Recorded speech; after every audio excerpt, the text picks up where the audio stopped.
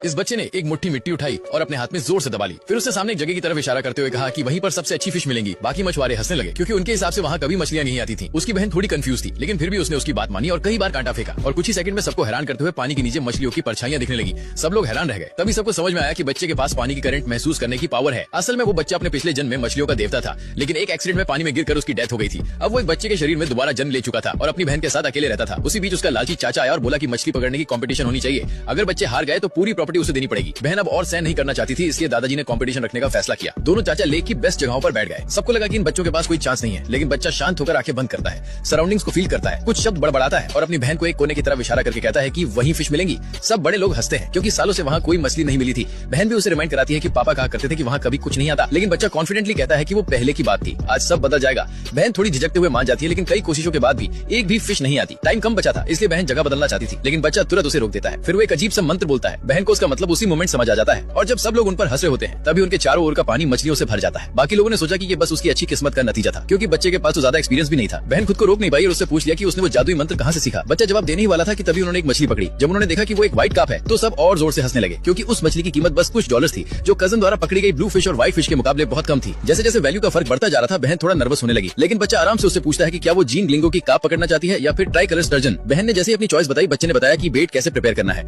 उसकी स्मेल इतनी तेज थी कि बहन को लगा उसने कुछ गलत कर दिया है, लेकिन बच्चे ने कहा कि यही सही स्मेल है जो काम करेगी। उसी वक्त लेक की करंट बदल गई। बच्चा तुरंत समझ गया कि बड़ा कजन अब एक जैम्बे कार्प पकड़ेगा और सच में अगले ही ट्राई में कजन ने वो मछली पकड़ ली। चाचा तो खुशी से पागल हो गया और जीतते हैं मानते हुए जोर से बोला कि अब भाइयों को अपनी इनहेरिटेंस देनी पड़ेगी। अब सिर्फ 3 मिनट बाकी थे और बहन घबरा गई। बच्चा बोला कि डरने की जरूरत नहीं है। फिर उसने पानी में हाथ डाला और तुरंत कुछ अलग महसूस किया। बाकी लोग तब मजाक उड़ाने लगे जब देखा कि भाई बहन अब जाकर फिशिंग शुरू कर रहे हैं। सब कह रहे थे कि अब बहुत देर हो चुकी है और वो कुछ नहीं कर पाएंगे। आखिरकार कजन ने लेक की सबसे महंगी मछली पकड़ ली थी, लेकिन बच्चा पूरे कॉन्फिडेंस से बोला कि वो ट्राई कलर स्टर्जन पकड़ेगा, जिसकी वैल्यू 100 गुना ज्यादा है, और अगर वो मछली मिल गई तो जीत उनकी होगी। चाचा और भी जोर से हंसने लगा और कहा कि उस लेक से ट्राई कलर स्टर्जन पकड़ना तो इम्पॉसिबल है। बहन के मन में भी डाउट आने लगा, लेकिन बच्चा उसकी आंखों में देखता है और कहता है कि बस भरोसा रखो। अब सिर्फ 1 मिनट बचा था। बच्चा फिर से पानी में हाथ डालता है और उसे इंस्टेंटली पता चल जाता है कि स्टर्जन उनके पास पहुंच गया है। फिर वो ऑर्डर देता है। बहन ने जल्दी से फिशिंग रॉड फेंकी। घड़ी में आखिरी सेकंड चल रहे थे और तभी सबको लगा कि पानी में कुछ अजीब